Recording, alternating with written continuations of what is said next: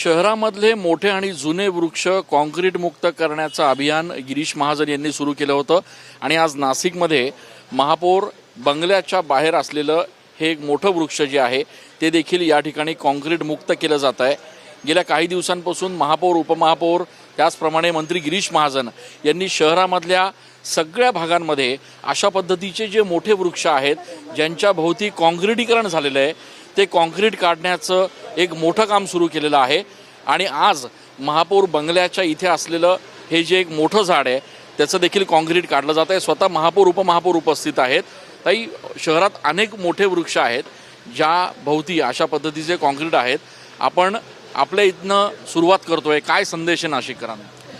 आपण खरं तर मागच्या आठवड्यापासनं हे वृक्ष संवर्धनासाठी वृक्ष लागवड करणं, त्याचं संगोपन करणं हा एक वेगळा विषय आहे। आणि मोठी झाडं जी झालेली आहेत, कॉन्क्रिटीकरण झाल्यामुळे आपण बघत असाल की ही जी वृक्षाची मुळं आहेत ती खाली जाण्याच्या ऐवजी पसरत चालली आहे पेरिफेरीला, आणि नंतर याची पकड जी आहे ती ढिली होत जाते।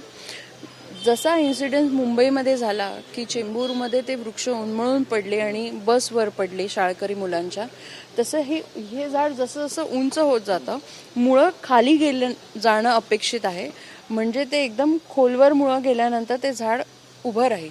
पण असं न होता जेव्हा आपण कॉन्क्रिटीकरण किंवा पेवर ब्लॉक्स लावतो आणि आळं करत नाही, जे की झालं पाहिजे, तर त्यांना श्वास घेता येत नाही मुळांना, आणि म्हणून खाली जायच्या ऐवजी ही पसरत जातात वरच्या वर, आणि मग त्याची स्ट्रेंथ कमी होते।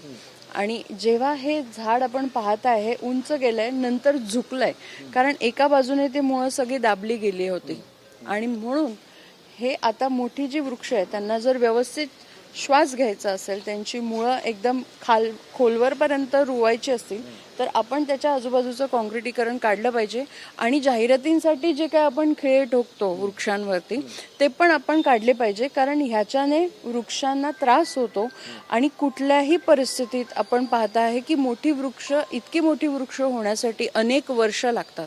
वृक्षाचं संगोपन करणं, त्यांना वाढवणं ही एक वेगळी गोष्ट आहे, आणि वाढवलेली वृक्ष कशी अजून चांगली राहू शकतील हा एक वेगळा विषय आहे। इथून आपण आपल्या स्वतःच्या महापौर बंगल्यापासून सुरुवात केलेली आहे। नाशिकमध्ये असा ड्राईव्ह घेणार आहात का आपण हा ड्राईव्ह ऑलरेडी उन्नत नाशिक अभियानांतर्गत मंत्री महोदयांच्या मार्गदर्शनाखाली, आपले कुंभमेळा मंत्री गिरीश भाऊ यांच्या मार्गदर्शनाखाली सुरू केला आहे।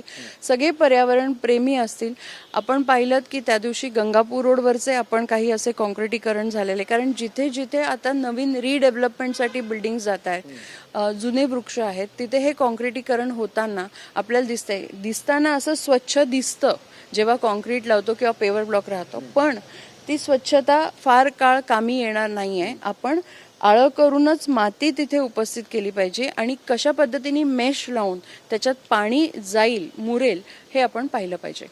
खूप धन्यवाद। आपण बघतोय की महापौर बंगल्यापासून आता या ठिकाणी सुरुवात झालेली आहे।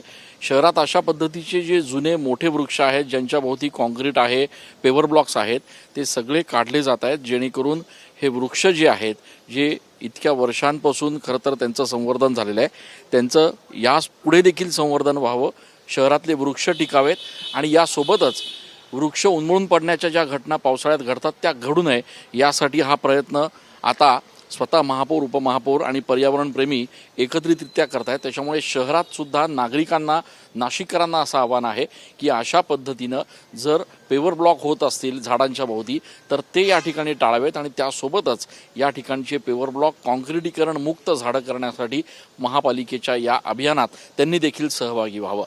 कॅमेरा पर्सन आकाश शेवलेसह मी चंदन पूजाधिकारी, TV9 मराठी।